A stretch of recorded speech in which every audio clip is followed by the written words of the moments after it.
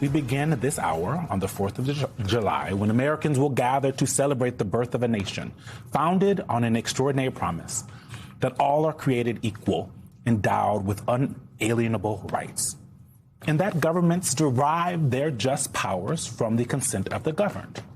But the Declaration of Independence is more than just a celebration. It is also an indictment. Before declaring independence, the founders laid out a long list of grievances against King George III, arguing that concentrated power, unchecked authority, and disregard for the rule of law had made self-government impossible.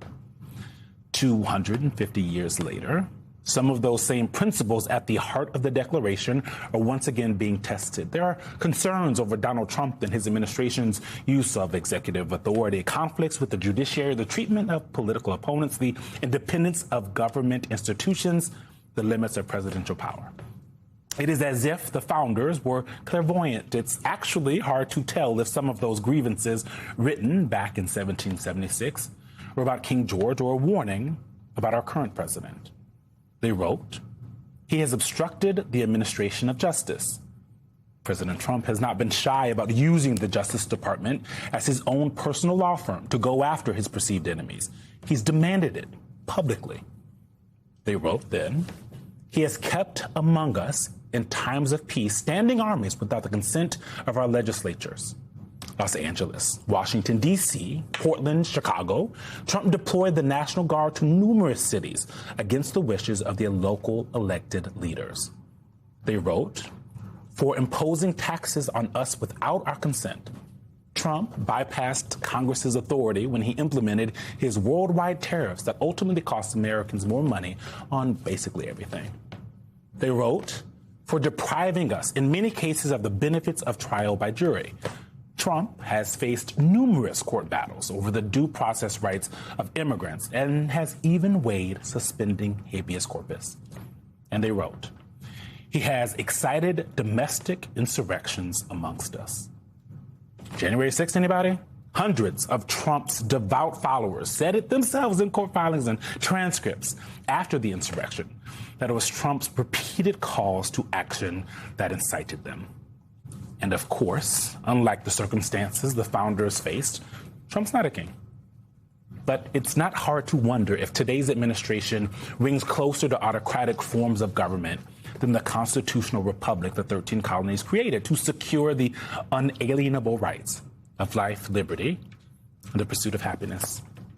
Joining us now, retired Judge J. Michael Luttig. He served on the United States Court of Appeals for the Fourth Circuit. Judge, thank you so much for coming to the weekend on a holiday.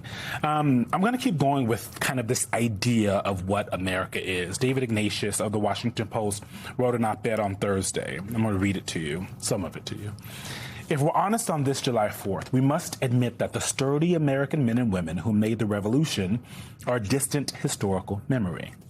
Today, we resemble the Imperial Britain of 1776 more than the scruffy patriots who rebelled against it. We're a nation with an appalling gap between rich and poor, rather than the republic of farmers and merchants that our founders envisioned."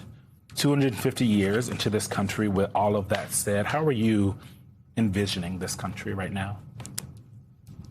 Well, good morning and happy July 4th. Thank you for having me on this very special morning. David Ignatius, of course, there is no one better, and probably no one who could have stated it any better than he just did. Our founders actually feared more than anything these times in America, and this man who is the incumbent president of the United States of America. They actually wrote extensively about these times and this man, and they feared that if these times ever came to America, it would represent the end of the republic that they had created. As you said in your beginning, Eugene, the Declaration of Independence, the American colonists detailed 27 grievances against King George III and the British Empire. They were grievances against the oppression and the oppressiveness of the tyrannical reign of King George III. And of course, that Declaration of Independence was signed 250 years ago to the day. With the signature of that Declaration of Independence, America was never again to be subject to a king or a monarchy. And of course, today, as you've explained at the beginning of our show, we have on the 250th anniversary of the founding of America, a wannabe king who was occupying the Oval Office. And Judge, despite all of these contradictions that you pointed out, and these punctuating points in our country's history where our leaders, our institutions maybe don't live up to some of the loftier ideals that our founders hoped we would abide by, people are still fundamentally wedded to their vote and our individual power. Are you worried that this is a moment where, or have you seen anything to indicate where you feel like people might not be as wedded to that in the past, that it maybe is no longer the backstop that it has been throughout the history of our country? Well, Jackie, the time of America's testing has finally come after 250 years. Mm-hmm. It's almost prophetic that the time of testing has come today. But today, as we all know, our government is actually attempting to force upon us, we the people, a form of government and a country of the very kind that our forefathers and founders rejected 250 years ago. So as we celebrate our founding today, once again, these are the times in America that try men's souls. And Americans must decide today, this year, what America they want and what America they do not want for the next 250 years. The President of the United States could not have presented the choice any more starkly than he has. Mm-hmm. But it's the decision of the American people that will prevail.